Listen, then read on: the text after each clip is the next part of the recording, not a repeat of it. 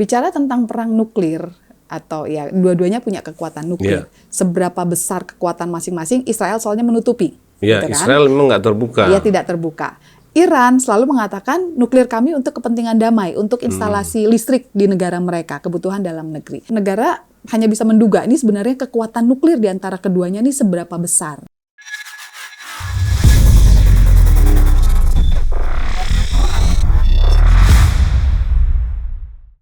Kita kembali lagi di Gugus ID, di program Gugus Politik. Nah, bersama saya sudah hadir ini seorang profesor muda. Ini kebanggaan kita ini. Profesor Angel Damayanti, PhD. Yes. Supaya jelas ya. Terima kasih Angel sudah hadir. Yes. Datang ke studio ini untuk ngobrol-ngobrol. Terima kasih. Profesor Angel ini mengajar di UKI, Universitas Kristen Indonesia. Ya. Di Fakultas Ilmu Politik ya. Ilmu Sosial dan Ilmu Politik. Ilmu Sosial dan Ilmu Politik. Iya. Ya, kita akan ngobrol tentang situasi-situasi terakhir di dalam negeri dan luar negeri lah. Kalau keahliannya kan luar negeri kan? Keamanan internasional. Nah, sekarang ini kebetulan sedang ramai kan, atau sedang berperang antara Israel dan Iran. Yes.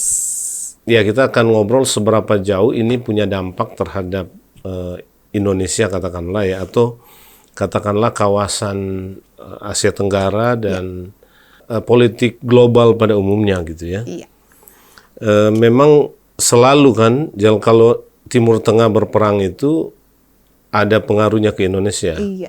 Tergantung siapa yang berperang ya. Betul. Kalau Israel Palestina sebagaimana yang lalu, kadang-kadang isu agama juga jadi terbawa-bawa gitu ya. Kita nggak ngomongin perang tapi ngomongin agama. Ini keanehan negara kita ya. Tapi sekarang ini Iran dan Israel atau Israel dan Iran ini kelihatannya soal-soal agama itu nggak begitu menonjol ya, gitu ya. Itu kenapa ya? Oke, yes. Sebelumnya saya berterima kasih dulu Bang Jerry sudah diundang, sama-sama. Dan selamat siang, selamat pagi teman-teman yang mendengarkan acara hari ini. Ya, ini topik yang lagi hot-hotnya ya, tentang Iran, Israel, dan tentu perang Iran-Israel ini nggak ujuk-ujuk ada. Gitu ya. Satu sisi memang Iran dan Israel itu udah berkonfliknya udah lama. Ketegangan-ketegangan itu sudah ada sejak zaman Israel deklarasi menjadi sebuah negara. Pokoknya kalau itu tinggal tunggu kan. Tinggal tunggu waktunya. Israel dengan Palestina, Israel dengan Iran, nanti Israel dengan Irak, atau siapa lagi gitu. Betul. Tinggal ada satu isu pemicu gitu ya, dan jadi gitu ya. Nah, ini kemudian sebenarnya kan pemicunya masih tetap isu yang sama tentang, kalau dalam bahasa di Iran dibilangnya pencaplokan wilayah di jalur Gaza. Ya, tapi kalau di dalam bahasanya Israel karena serangan-serangan kelompok Hamas yang dianggap sebagai teroris oleh Israel. Gitu ya. Sementara buat Iran, Hamas itu bukan teroris. Betul, Hamas itu kan Palestina kan? Iya, bahkan bisa jadi diduga Iran membantu persenjataan untuk Hamas, dan itulah yang digunakan untuk menyerang Israel beberapa waktu lalu gitu ya. Bahkan ada dugaan juga di belakang Iran ada Rusia yang menyuplai senjata, memberikan bantuan-bantuan anggaran militer dan sebagainya, sehingga ya konflik ini memang konflik yang cuma tinggal tunggu waktu. Nah, kalau ditanya dampaknya buat Indonesia, ini juga menarik nih Bang. Karena kalau bicara tadi Israel Palestina pasti akan dikaitkan banyaknya kesininya dengan agama. Gitu ya. Tapi kalau Iran dan Israel kok kelihatannya Indonesia nggak terlalu banyak reaksi, masyarakat terutama ya, masyarakat nggak terlalu yang berkaitan dengan agama, betul, masyarakat nggak terlalu banyak reaksi, pemerintah juga sepertinya nggak terlalu yang melakukan hal-hal yang spektakuler, gerak cepat, kecuali mengamankan rakyat Indonesia, warga negara Indonesia yang ada di Iran atau di daerah konflik, itu tentu itu pasti tanggung jawab pemerintah. Nah, yang pasti pertama karena bicara Timur Tengah gitu, itu kan konstelasi yang menarik. Di dalam Timur Tengahnya sendiri bukan hanya ada konflik rebutan wilayah atau wilayah-wilayah perbatasan, tapi juga tentang hegemoni pengaruh agama. Di sana itu kan agama terutama yang paling keras itu kan kelompok Islam Sunni dan Syiah gitu ya. Antara Arab Saudi, Uni Emirat Arab dengan Iran yang banyak Syiah, sementara Arab Saudi dan Uni Emirat Arab itu banyak Sunninya. Ya. Beberapa negara seperti Lebanon atau Irak itu gabungan antara Sunni Syiah dan beberapa yang lain. Memang kalau Syiah itu kan pusatnya di Iran. Di Iran, betul. Sebagian besar juga ada di Irak. Betul. Sekitar 40-50% ada di Irak gitu ya. Warganya Irak itu Syiah. Nah, sementara Indonesia itu mayoritas pemeluk agamanya adalah Sunni. Islam Sunni gitu, sehingga makanya mungkin isu itu yang membuat nggak terlalu naik. Tapi satu hal yang menarik kalau saya kaitkan, karena kan kebetulan bidang saya ini terorisme ya Bang ya. Kalau Abang ingat di tahun 70-an ketika ada revolusi Iran. Iran ya, Ayatollah Khomeini waktu itu naik menggantikan Shah Pahlavi Shah Pahlavi kalau nggak salah ya, Reza Pahlavi. Itu justru revolusi itulah yang memicu munculnya gerakan Darul DI, waktu itu DI yang kemudian waktu itu ada di Indonesia ya? Ya, di Indonesia. Ada Abdullah Sungkar dengan Abu Bakar Bashir dan beberapa kelompok Darul Islam pada saat itu, generasi keduanya ya, bukan Darul Islam yang zaman Kartosuwiryo. Ya, yang di Jogja dan Solo. Kejadian revolusi Iran itu justru membakar atau memotivasi semangat dari kelompok ini untuk melakukan aksi mereka. Dari situlah kemudian terjadi misalnya rencana penyerangan terhadap Presiden Soeharto pada saat itu, terus peledakan Candi Borobudur, dan beberapa aksi yang kemudian akhirnya DI di bawah Abdullah Sungkar dan Abu Bakar Bashir ini menjadi JI, Jemaah Islamiyah di tahun 90-an. Artinya sebenarnya apa yang terjadi di Iran pada saat itu di tahun 70-an itu ternyata memotivasi kebangkitan kelompok-kelompok kalau di Indonesia sebutnya kelompok radikal atau kelompok teroris ya, JI atau DI generasi 2 itu melakukan aksi mereka. Gitu. Sehingga ya saya sih cuman berargumentasi atau beropini jangan sampai kejadian ini Iran berhasil katakan melakukan serangan-serangan terhadap Israel, termasuk juga misalnya Afghanistan, Taliban naik di sana gitu ya. Jangan sampai itu juga ternyata memicu semangat, spirit kebangkitan lagi kelompok-kelompok ini. Jadi ini yang harus diantisipasi juga ya untuk kalau kita bicara dampaknya di Indonesia. Betul. Ya. Tapi kan gini, pemerintah Indonesia sejak dulu ya itu selalu tidak pro Israel kan? Iya. Artinya selalu tidak setuju dengan invasi Israel ya, apalagi kalau kasus Palestina.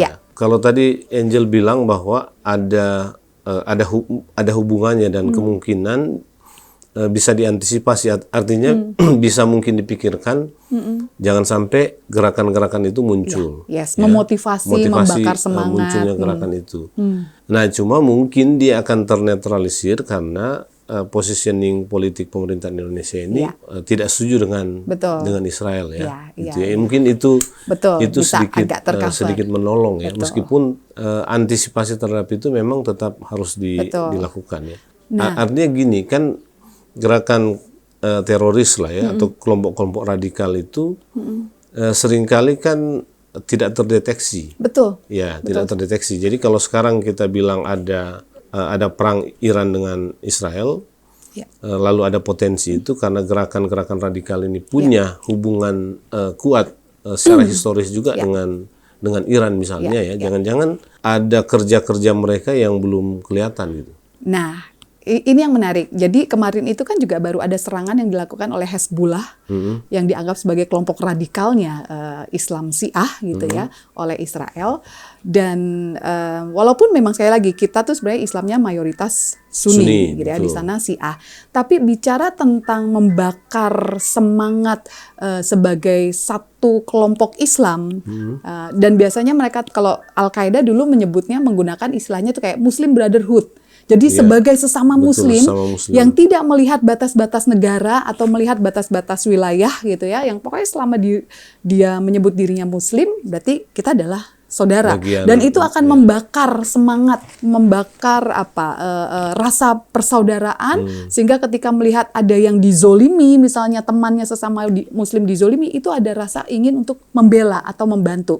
Dan itu kuat sekali misalnya digunakan untuk Palestina gitu ya. Dan tidak bisa dipungkiri Iran yang tadi diduga banyak mendukung Palestina. Sehingga kalau itu dikaitkan, bisa saja ada kemungkinan mengarah ke sana. Itu satu. Kemudian yang kedua, waktu kejadian revolusi Iran, itu juga kan sama. Mereka kan Islam Syiah. Kita di sini yang bergerak sebenarnya basisnya adalah kelompok-kelompok Sunni gitu ya, yang radikal tentu saja. Artinya perbedaan Sunni dan Syiah pada saat keinginan membentuk sebuah kekhalifahan atau daulah Islamiyah menurut mereka itu tidak terlalu jadi masalah, betul. Yang penting buat mereka adalah mendirikan sebuah wilayah politik yang basisnya adalah Islam dengan syariah Islam yang ditegakkan itu. Nah, yang menjadi catatan adalah kondisi hari ini, walaupun Densus memang kuat ya menangkap sejak COVID itu penangkapan itu banyak. Nah, di Indonesia ini kan ada beberapa kelompok teroris, Bang. Dalam arti, ada kelompok teroris yang afiliasinya ke ISIS. Ada kelompok teroris yang afiliasinya ke JI. Betul, banyak macam lah. Banyak macam, betul. Belum lagi yang mereka lone wolf, yang sendiri-sendiri, yang terradikalisasinya lewat YouTube atau lewat apa yang self-radicalization. Mereka, menurut teman-teman, yang berafiliasi dengan Al-Qaeda atau JI ini, itu justru melakukan operasinya ketika diam, senyap. Jadi ketika senyap seperti ini, tidak ada aksi, itu bukan berarti nggak ada. Potensi ancaman itu tetap tinggi, dalam arti mereka tetap melakukan proses-proses radikalisasi tapi secara online. Kemudian penggalangan dana juga secara online. Rekrutmen itu ada kelompok-kelompok grup. Jadi memang harus tetap hati-hati. Tetap harus hati-hati, Bang. Densus ini memang sudah punya mekanisme ya untuk mendeteksi gerakan kelompok-kelompok ini betul. Pasti sudah ada. Katakanlah ada peristiwa pemicu seperti perang di Timur Tengah sekarang ini, sejauh mana dia bisa diantisipasi oleh Densus itu ya, gerakan-gerakan ini tuh. Sebenarnya sebuah kelompok teroris sama seperti organisasi manapun, selama masih ada uang, ada anggaran, itu masih akan selalu bergerak. Artinya cara yang paling utama kalau memang ini cara mengantisipasi, anggaran langsung dibekukan. Memotong anggaran, logistik, semua dukungan dari masyarakat gitu ya, karena dukungan selama masyarakat masih memberikan dukungan logistik itu yang bisa jadi bahaya. Nah, yang repot itu kan di Indonesia ini orang Indonesia tuh baik, Bang. Sering berderma, sering berdonasi, dan donasi atas nama keagamaan itu paling sering, paling cepat. Atau donasi kemanusiaan atas nama membantu saudara-saudara kita itu cepat sekali. Nah, ini yang kemudian PPATK juga sudah mulai meningkatkan kontrolnya mereka terhadap donasi-donasi sumbangan-sumbangan ini. Itu nama-nama yang selama ini sudah dipantau. Betul. Pasti ya. Ya, sudah ada melihat pergerakan keuangannya ya. Dan rekening-rekeningnya juga memang sudah diawasi gitu. Itu salah satu cara. Itu salah satu cara Densus memantau gerakan ini ya. Ya, dan bukan Densus langsung tentu saja, tapi ada kan koordinasi dengan PPATK, dengan keuangan gitu. Dan bukan hanya yang lewat online transaksi-transaksi di bank, tapi juga yang dikatakanlah yang di depan-depan toko gitu ya. Itu kan suka ada tuh sumbangan-sumbangan. Nah, itu juga mulai lebih diawasi. Jadi selama keuangan ini bisa diantisipasi dan dukungan masyarakat juga sudah mulai bisa atau masyarakat lebih dicerdaskan lah, diedukasi tentang hati-hati ketika membantu dan lain sebagainya, mudah-mudahan itu juga bisa menjadi salah satu cara. Nah, kita ke side yang lain ya. Kita tahu kan setelah Israel menyerang Iran, gitu ya, reaksi Presiden dan khususnya Menteri Luar Negeri ya, itu kan sangat keras ya. Nah, tapi kalau lihat sekarang ini adem-adem aja tuh, gitu ya. Itu dia. Kalau Angel sendiri melihat sebetulnya politik luar negeri kita, gitu ya, dihubungkan dengan katakanlah kasus perang Israel-Iran ini, itu seperti apa tuh? Kan maksudnya gini, waktu serangan itu pertama kali memang langsung heboh kan. Nah, tapi sekarang ini serangan-serangan di antara keduanya itu masih terus berlangsung. Tetapi kelihatannya kita adem-adem. Apakah karena memang kita lagi pusing dengan bukan pusing ya. Kemarin kan baru selesai MK, setelah itu ada lebaran juga ya, ada lebaran, setelah itu putusan MK. mengumumkan KPU menetapkan pemenang Pilpres gitu ya. Atau memang ada hal lain ya. Jangan-jangan kan gini. Mungkin memang pemerintah Indonesia juga nggak mau ramai-ramai gitu ya, karena takut malah memicu gerakan-gerakan masyarakat gitu ya, sebagaimana kasus-kasus yang terjadi sebelumnya kan kalau Palestina gitu. Betul. Ya, betul sekali Bang. Jadi satu sisi memang kita sendiri masih sibuk dengan perhelatan di dalam politik negeri, dalam negeri politik lah dalam ya. negeri. Kemudian yang kedua agak beda memang reaksinya kalau itu Israel dengan Palestina gitu ya, karena memang Indonesia merasa punya rasa senasib sepenanggungan, rasa solidaritas, ingin membantu Palestina karena dianggap Israel melakukan invasi dan lain sebagainya gitu ya. Kalau yang ke Iran ini memang cuma di awal aja reaksi, tapi kesininya pemerintah kita tidak terlalu bereaksi yang bagaimana, karena ya satu mungkin tidak ada kepentingan yang terlalu besar. Mungkin akan menjadi fokus ketika misalnya Iran kemudian menutup Selat Hormuz sehingga pasokan minyak ke dunia yang termasuk ke Indonesia atau negara-negara besar, mungkin itu akan menimbulkan reaksi. Tapi salah satu kondisi yang hari ini cukup terpengaruh efek dari kondisi yang panas lah di Timur Tengah itu, secara ekonomi itu sudah terasa sekali gitu ya. Katakanlah efek dari perang Rusia Ukraina saja tentang pupuk kita susah, harga mahal, pangan juga jadi terdampak. Pendanaan kalau di negara-negara sana, Rusia dan negara-negara Timur Tengah fokusnya untuk penguatan militer, penguatan senjata. Ya, sehingga banyak misalnya pendanaan yang tadinya misalnya mau bantuan apa agak ditangguhkan karena mereka fokus untuk dalam negeri mereka. Nah, di bagian-bagian itu mungkin dalam waktu dekat bisa berdampak terhadap perekonomian di Indonesia. Gitu. Memang yang paling langsung itu kan memang dampak ekonomi ya. Iya. Karena berkaitan dengan harga-harga mungkin sedikit naik gitu ya, kemudian daya beli masyarakat agak kurang gitu ya. Apalagi setelah COVID. Betul, apalagi setelah COVID itu. Nah, ya kita sih berharap tidak terlalu banyak dampaknya ya, meskipun dampak langsungnya itu sudah ada ya. Yang paling langsung memang soal ekonomi itu, soal pangan dan lain-lain. Ya. Katakanlah begini, merumuskan peran Indonesia untuk kasus-kasus katakanlah perang di Timur Tengah itu seperti apa sih sebetulnya politik luar negeri kita yang tiap kali perang itu selalu kita punya reaksi. Nah, tapi ada nggak sih peran, sebetulnya kan gini, banyak orang merasa begini, Indonesia ini kan negara Islam terbesar. Jadi sebetulnya dia bisa memainkan peran yang cukup signifikan kalau konflik itu di Timur Tengah gitu ya. Cara yang paling bisa Indonesia gunakan sebenarnya melalui OKI. Ya, betul. Tapi, Indonesia anggota OKI juga. Tapi seberapa besar dampak OKI ini untuk internasional? Artinya untuk negara-negara non-OKI.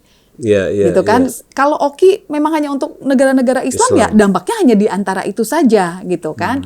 Tapi kalau mau melalui PBB, kan semua negara, baik itu yang Islam, katakanlah negara-negara Timur Tengah dan negara-negara Barat, Amerika, Cina, Uni Eropa, semua ada di sana gitu ya.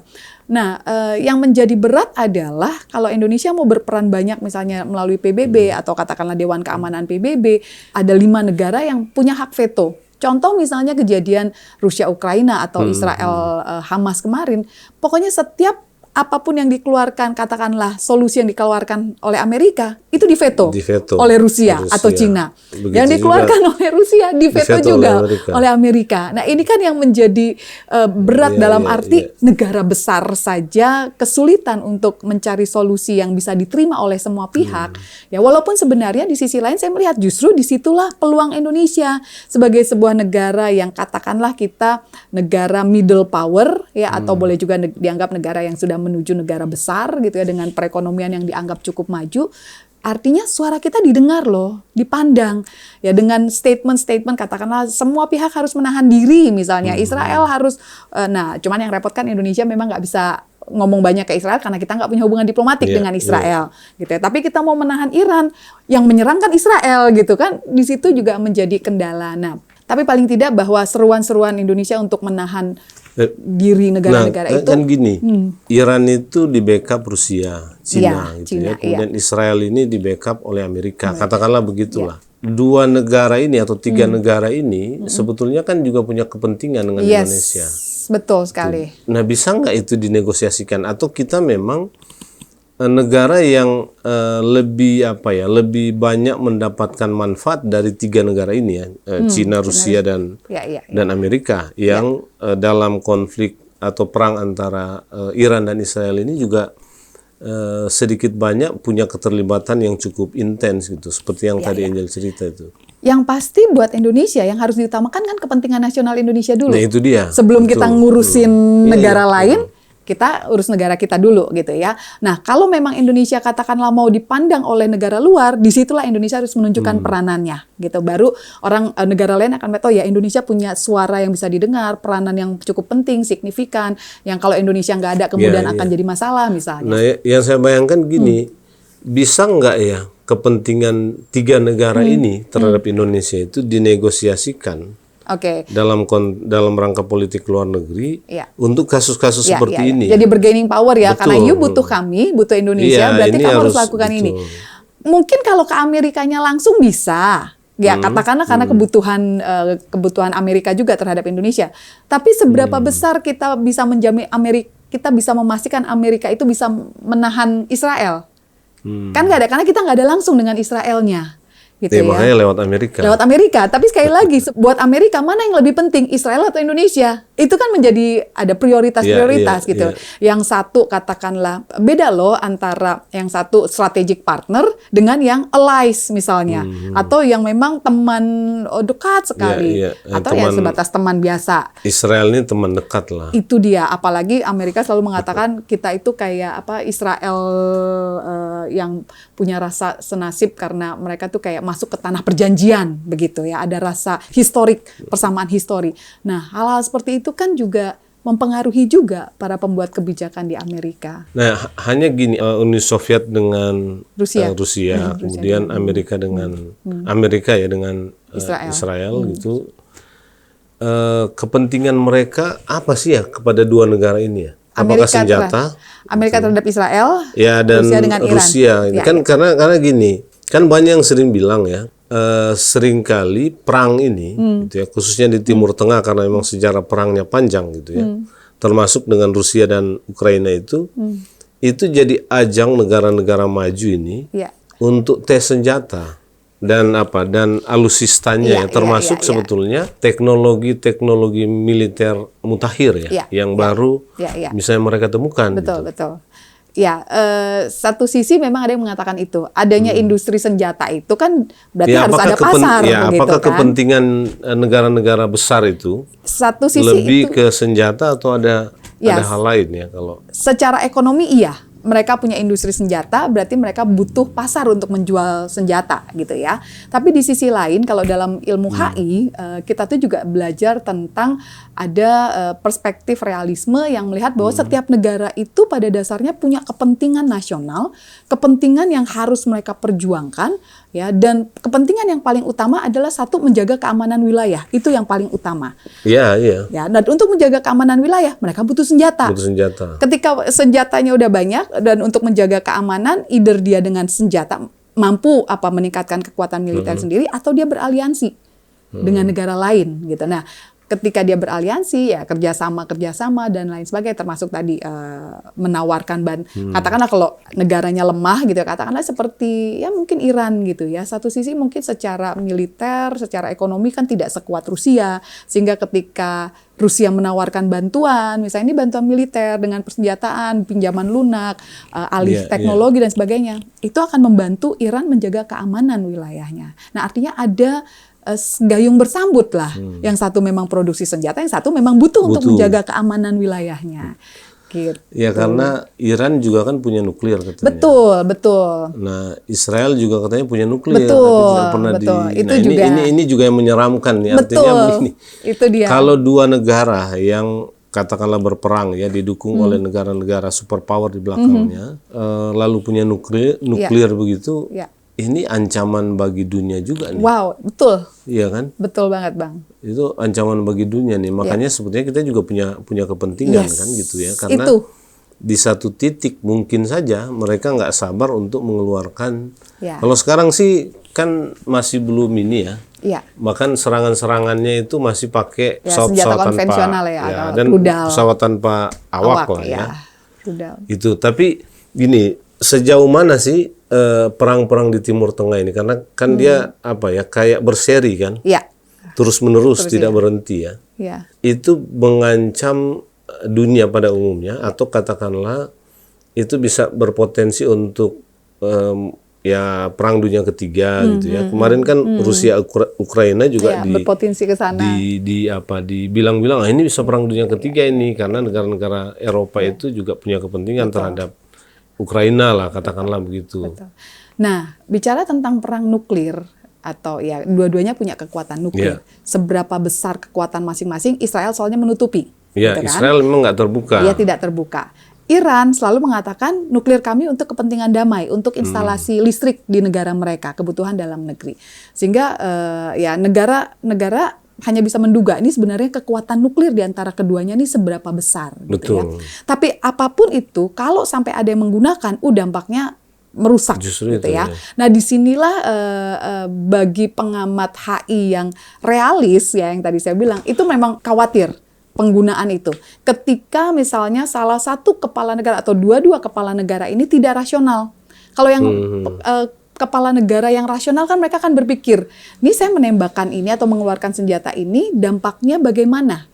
Kalau zamannya perang dingin, nuklir itu biasa dipakai untuk deterrence, untuk cuman gertak sambel, bukan gertak sambel lah, gertak-gertak. Kamu kalau nggak nurut, saya keluarkan nuklir, terus atau uji coba rudal gitu ya. Biasanya dipakai untuk itu, untuk deterrence. Tapi kalau hari ini, saya melihatnya memang udah bukan deterrence lagi nih antara Iran dengan Israel gitu ya. Tapi tadi, selama pemimpinnya masih rasional, mereka akan berusaha untuk mempertimbangkan untung dan rugi mereka menggunakan nuklir. Mudah-mudahan itu bisa dicegah. Yang repot kalau kepala negaranya tidak rasional, gitu. Nah, buat Amerika, Iran itu dianggap salah satu negara yang tidak rasional. Karena dulu sempat termasuk Iran dan Irak itu. Iran, ada 3 negara yang dianggap oleh Bush itu tidak rasional dulu dia bilang. Iran, Korea Utara, dan apa satu lagi ya? Pokoknya ada 3 negara lah. Iran ya, Irak kan dulu Irak diinvasi Bush juga gara-gara mencari nuklirnya kan, waktu zamannya Bush itu. Iya. Bagaimana sebetulnya peta negara-negara di Arab ya, dalam konflik ini ya? Iya. Siapa memihak siapa? Iya. Ini juga menarik ya kan? Iya, betul. Di sana itu banyak negara ya. Tadi saya bilang. Kadang-kadang Israel ini dia mau perang dengan Irak, dia mau perang dengan Palestina, dia mau perang dengan Iran, atau siapa lagi. Tapi relatif sekarang lebih banyak ke Palestina sebetulnya. Kalau dulu kan ke Arab segala macam juga gitu. Nah, mungkin juga penting untuk memetakan memahami sedikit peta negara-negara Arab ini seperti apa sebetulnya. Oke, yang pasti negara ini panas, penuh dengan konflik. Pasti semua. Ya, satu konflik yang tadi saya sebutkan tentang wilayah-wilayah, terutama Israel yang memang ditolak sejak awal deklarasi sejak masuk tahun 48 karena dianggap dia mengambil wilayah-wilayah negara-negara Timur Tengah. Ya, tapi kan perang-perang, konflik-konflik yang terjadi itu kemudian sekarang udah mulai diminimalisir. Gitu. Negara-negara akhirnya sudah mulai bisa menerima, negara Timur Tengah maksud saya, mulai bisa menerima kehadiran Israel. Bahkan mereka bikin pembukaan hubungan diplomatik, kerjasama, dan yang terakhir itu tahun lalu itu kalau nggak salah Arab Saudi atau Uni Emirat Arab gitu ya. Negara-negara ini sudah mulai menyisakan tinggal Palestina sendiri yang masih belum bisa berdamai dengan Israel. Ya, karena dianggap bukan negara oleh Israel ini. Yes, itu dia. Kemudian ada Iran yang memang masih dianggap mau membantu Palestina, dan yang memang paling tidak suka dengan kehadiran Israel di Timur Tengah itu adalah Iran. Di Palestina maksudnya? Iya, kehadiran Israel di wilayah itulah. Dia menolak. Sejak dulu. Sejak awal, karena dia suruh Israel balikin aja lagi ke Eropa gitu ya. Saya ingat banget dulu zamannya Ahmadinejad tuh nolaknya minta ampun. Itu bicara tentang wilayah. Kemudian yang kedua, di Timur Tengah sendiri ada persaingan antara pengaruh Islam Sunni dan Syiah. Masing-masing itu ingin menunjukkan pengaruhnya, hegemoni dalam arti pengaruh leadership dan lain sebagainya antara negara-negara Arab dengan Iran yang Syiah tadi, yang ini Sunni.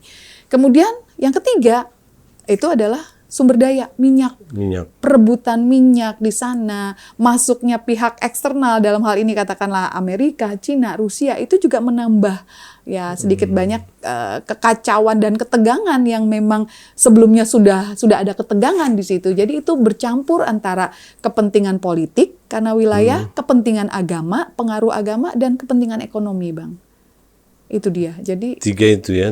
ya jadi lumayan rumit melihatnya. Lumayan rumit, tapi gini, apa yang membuat negara-negara Arab itu, apakah 3 ini menjadi sesuatu yang membuat mereka sudah mulai, benar nggak sih ya, sudah mulai nggak terlalu suka berperang juga? Ya mudah-mudahan ya.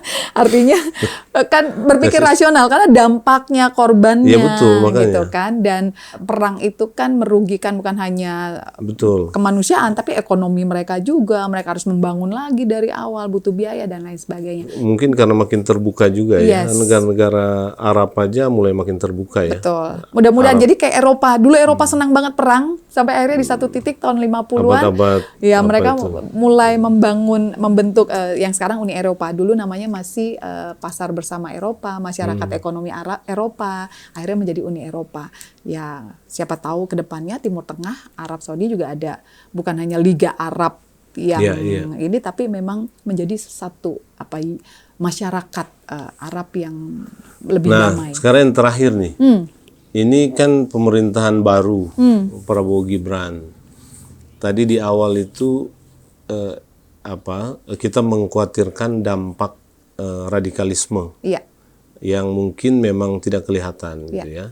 Nah, ada tantangan-tantangan seperti ini, kira-kira pemerintahan Prabowo ini akan seperti apa ya di kebijakan luar negerinya, yang juga ada hubungannya dengan radikalisme dan terorisme gitu ya kan. Mungkin penting juga ini di zamannya Jokowi kan tidak terlalu menonjol nih. Ada di periode yang pertama, tapi setelah itu dia ya katakanlah berhasil dibuat tidak berkutik ya sampai sekarang. Nah, kalau pemerintahan Prabowo menurut Angel gimana ini? Oke, saya cuma melihat sedikit ke depan lah ya. Oke. Saya sih mengutip saja statementnya Pak Prabowo bahwa dia akan keberlanjutan. Dia melanjutkan apa yang sudah dilakukan oleh pemerintahan sebelumnya, artinya pemerintahan Jokowi. Jadi ya sedikit banyak saya melihatnya kemungkinan besar akan sama dengan langkah-langkah yang diambil oleh Pak Jokowi, kerjasama, peningkatan kerjasama kemana, arahnya dengan negara mana, dan selama ini misalnya katakanlah fokusnya pemerintahan Jokowi terhadap penanganan radikalisme, terorisme seperti apa, mungkin itu sedikit banyak akan dilakukan gitu ya. Dan kalau boleh dibilang yang saya sampaikan tadi, kalau penangkapan memang kita luar biasa, Bang. Meskipun nggak kelihatan ya, katanya memang begitu, penangkapan katanya terjadi terus, tapi tidak dipublikasi ya. Iya, memang karena kan untuk menjaga juga rahasia dan lain sebagainya. Tapi penangkapan itu banyak. Jumlahnya selalu diekspos kok, ada berapa yang ditangkap, di mana gitu ya. Si orang-orang ini terlibat di aktivitas jaringan terorisme mana, itu disampaikan. Nah, tapi sekali lagi sebenarnya yang agak mengkhawatirkan itu kita tuh sebenarnya nggak tahu. Kalau dibilang orang kan fenomena radikalisme atau terorisme di Indonesia itu fenomena gunung es di laut.